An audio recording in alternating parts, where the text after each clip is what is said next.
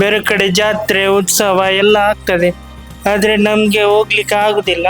ನಮ್ಗೆ ತುಂಬಾ ಜಾತ್ರೆ ಅದು ಇದು ಅಂತ ನಾವು ತುಂಬಾ ಸಡಗರ ಪಡ್ಕೊಳ್ತೇವೆ. ಆದ್ರೆ ದಿವ್ಯಾಂಗ ಮಕ್ಕಳಿಗೆ ಅಂತ ಒಂದು ವಾತಾವರಣದಲ್ಲಿ ಅವರ ಆರೋಗ್ಯದ ದೃಷ್ಟಿಯಿಂದಲೂ ಅವರನ್ನು ಕಳಿಸಿಕೊಡ್ಲಿಕ್ಕೆ ಹೆತ್ತವರು ತುಂಬಾ ಹಿಂದೇಟಾಗ್ತಾರೆ. ಈ ಬಾರಿಯ ಕಾರ್ಯಕ್ರಮ ಕಾತುರದಿಂದ ಮಕ್ಕಳು ಕಾಯ್ತಾ ಇದ್ದಾರೆ ಸರ್. ಅಂದ್ರೆ ಪ್ರತಿ ವರ್ಷ ಕೂಡ ಅವರು ಕಾತುರದಿಂದ ಕಾಯ್ತಾ ಇರ್ತಾರೆ.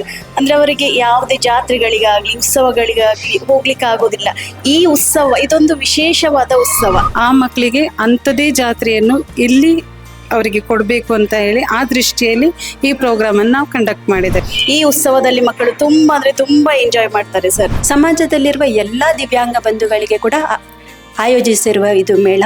ಇಲ್ಲಿ ಎಲ್ಲ ಪ್ರತಿಯೊಂದು ಉಚಿತವಾಗಿರ್ತದೆ. ಅಲ್ಲಿ ನಮಗೆ ಆಟ, ತಿನ್ನುವುದು, ಪಾನೀಯ ಕುಡಿಯುವುದು, ಹೀಗೆ ಕುದುರೆ ಸವಾರಿ, ಒಂಟೆ ಸವಾರಿ, ಬಂಡಿ, ಇದು ಮ್ಯೂಸಿಕಲ್ ಚೇರ್, ಅಷ್ಟು ಆಟೋಟ ಎಲ್ಲ ಆಗುತ್ತೆ. ಆದ್ರೆ ನಾವು ಇಲ್ಲಿ ಆಸೆ ಮೇಳದಲ್ಲಿ ಜಾತ್ರೆ ತರನೇ ತುಂಬಾ ಖುಷಿ ಪಡ್ತೇವೆ.